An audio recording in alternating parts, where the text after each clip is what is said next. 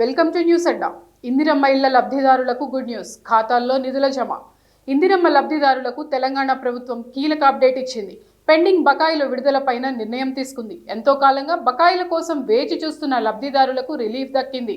తాజాగా విడుదల చేసిన నిధుల ద్వారా తొలి దశలో 2764 మంది లబ్ధిదారులకు ప్రయోజనం కలగనుంది. మిగిలిన బిల్లుల విషయంలోనూ ప్రభుత్వం త్వరలో నిర్ణయం తీసుకుంటుందని తాజాగా ప్రకటించింది. ఇందిరమ్మ ఇళ్ల లబ్ధిదారులకు ప్రభుత్వం శుభవార్త చెప్పింది.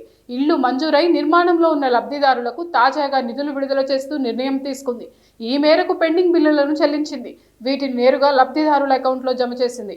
మొత్తం 2764 మంది లబ్ధిదారులకు 28.50 కోట్ల రూపాయలు మంజూరు చేసింది. 99 రోజుల కార్యక్రమాన్ని ఇటీవల తెలంగాణ ప్రభుత్వం ప్రారంభించింది. ఈ కార్యక్రమం ప్రారంభించిన వారం రోజుల్లో లబ్ధిదారులకు నిధులు విడుదల చేసింది. లబ్ధిదారులకు సకాలంలో బిల్లులు చెల్లించినట్లు హౌసింగ్ కార్పొరేషన్ డైరెక్టర్ గౌతమ్ ప్రకటించారు. ఇదే సమయంలో పెండింగ్ బిల్లులపై ప్రభుత్వం ప్రత్యేక ఫోకస్ చేసింది. క్లియర్ చేసేందుకు చర్యలు చేపడుతోంది. ప్రభుత్వం బిల్లుల విషయంలో తీసుకుంటున్న నిర్ణయాలతో ఇళ్ల నిర్మాణాలు మరింత వేగంగా పెరిగే అవకాశం కనిపిస్తోంది. సాంకేతిక సమస్యల వల్ల డబ్బులు జమ కాని లబ్ధిదారులకు కూడా అందించేందుకు ప్రయత్నాలు చేస్తుంది. ఇందుకోసం ప్రత్యేక డ్రైవ్ చేపడుతుంది.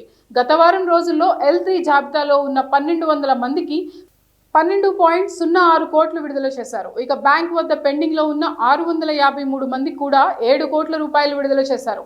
ఇక అభ్యంతరాల తర్వాత పెండింగ్ లో పడ్డ 911 మంది లబ్ధిదారులకు కూడా 9.40 కోట్ల రూపాయలు విడుదల చేస్తున్నట్లు వెల్లడించారు. కాగా తొలి విడతలో 4 లక్షల ఇందిరమ్మ ఇళ్లను మంజూరు చేశారు. ఇక రెండో విడత జాబితాను త్వరలో విడుదల చేసేందుకు ప్రభుత్వం కసరత్తు చేస్తోంది. ఏప్రిల్లో రెండో విడత జాబితా కింద మరికొంతమంది ఇళ్లను మంజూరు చేయనున్నట్లు తాజాగా ప్రభుత్వం వెల్లడించింది.